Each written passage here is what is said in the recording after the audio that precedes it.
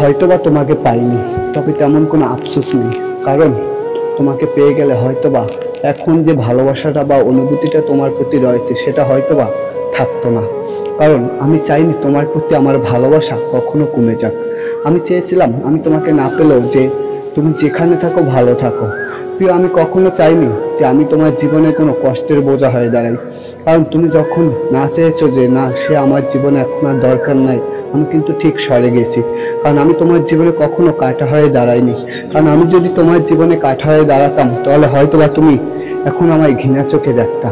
এটাই ছিল বাস্তবিক। কিন্তু আমি তোমার সেই ঘৃণা চোখকে অপেক্ষা করে কিন্তু তোমাকে নির্বিঘ্নে ভালোবেসে গেছি। কারণ ভালোবাসা কখনো টাকা পয়সা কিংবা অর্থ সম্পদ দিয়ে হয় না। কিন্তু তুমি সেটা প্রমাণ করলে যে না, টাকা পয়সা ছাড়া ভালোবাসা খুবই অনিবার্য। তাই আমার প্রিয় ভালোবাসা এবং প্রিয় মানুষটি, ভালো থেকো।